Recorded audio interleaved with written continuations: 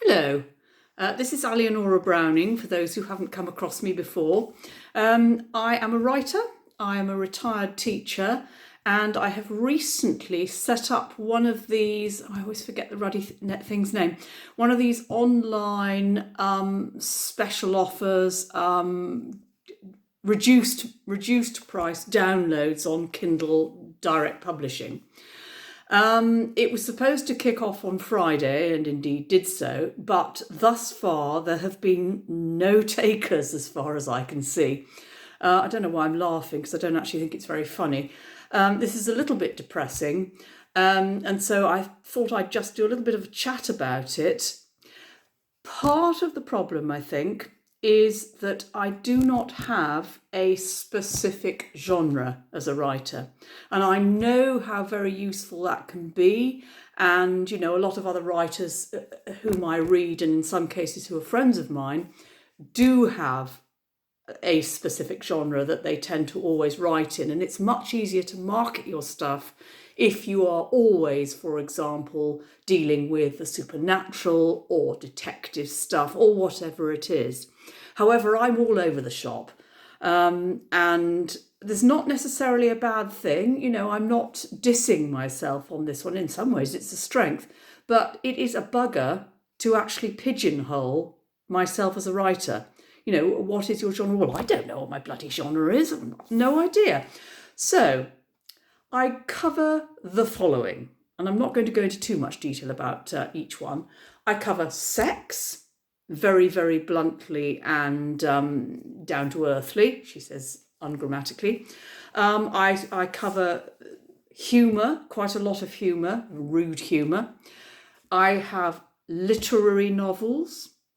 I have actually published some of my own journals, written while I was abroad, short stories, and my most recent one, as previously specified, is all to do with autism. Well, maybe I didn't say that. Maybe I'm losing the plot completely. My latest one, which is called Alien Aura Within, Aspects of Autism in Women, it's a memoir. It's to do with my dawning recognition that I am a bit bloody weird, or that alien aura actually might not be that weird a name for somebody as strange as I am. And more seriously, I have actually now been put forward to be diagnosed formally as autistic, and that probably will take about another 18 months to 2 years. So that's the background.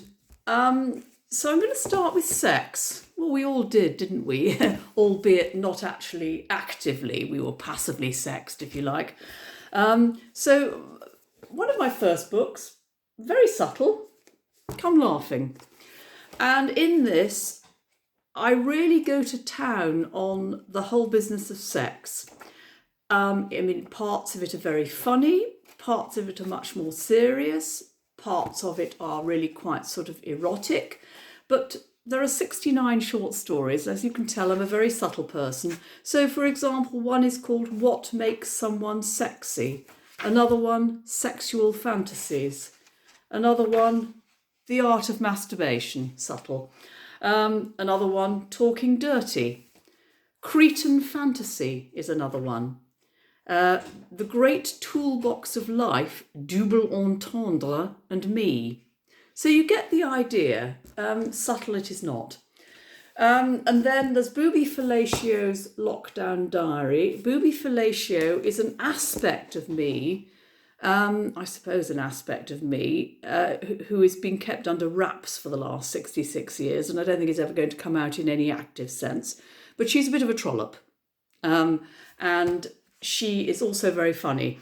So this book, Booby Fellatio, is lots of stories about Booby and all the things that go wrong in her life. Going back to something I said at the beginning, I was a teacher for 125 years, or at least that's what it felt like. And when I finally retired, what came back to me, ironically enough, was all the many absolutely hilarious moments during a 30-year career, and heavily changed and redacted and all the rest of it. They have been put together now as a book, It's none of it actually happened the way I've put it. It's been heavily changed, but it's called Long-Leggedy Beasties.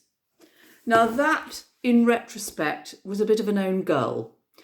I should have called it something like How Funny to Be a Teacher, or My Years as a Teacher, or something like that, because Long-Leggedy Beasties, unfortunately, although a lot of us know that it comes from a Scottish saying, many people interpreted that as some kind of, I'm trying to think of a way of putting this that's not going to be offensive, gym slip clad young ladies. And the idea that I could possibly be writing any kind of filthy material about that was actually quite offensive when I read it. But this is what it has been reinterpreted as. So I may at some point have to republish the book and give it a different title. Anyway, it's very funny. My literary novels, Riding at the Gates of 60, which I wrote when I was in my 20s, a long time ago, is all about Virginia Woolf. Under Carter Idris, which won first prize in a competition back in the 1980s, and again was written when I was in my 20s, is a love letter. No, it's not a love letter. Metaphorically, a love letter to Mid Wales, where I lived so happily for about 5 years. So it's very, very Welsh. Yeah. Moving swiftly on, the journals, I wrote 2 separate ones based on holidays in Bulgaria, in a wonderful place called Semchinovo and Villa Eden, and experimented for the first time with photographs. The third of the journal ones, and again with photographs, was all about the 5 holidays I've had so far on the wonderful island of Crete. And wonderful, great stuff. I won't do the short stories because time is getting on. So it is Alien Aura Within, Aspects of Autism in Women, which I'm trying to get some interest in at the moment, as that's the most recently published. And as I say, thus far there have not been any takers. And it's a real shame, because everybody who's read it so far, and some people have, and I've had an absolutely brilliant review, have said that they're really touched by it, that they recognise themselves in much of what I'm saying, that yes, it gives so much about autism in women, and that in places it's absolutely hilarious. So it's a real shame that because I am, if you like, self-published, although these are proper books, I'm not able to get my books out to the wide audience I would like to. And they kind of disappear after a while, which is such a shame. Because I think, I'm not a very confident person, but I do think they're worth being out there, and I think they're worth reading.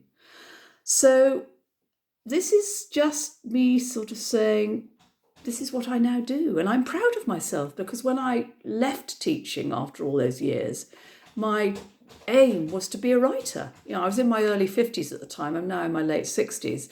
And I thought, right, okay, you're never too old. You're never too old to start afresh. And so I thought, okay, yeah, I'm over 50. So what? And I was first published when I was 57.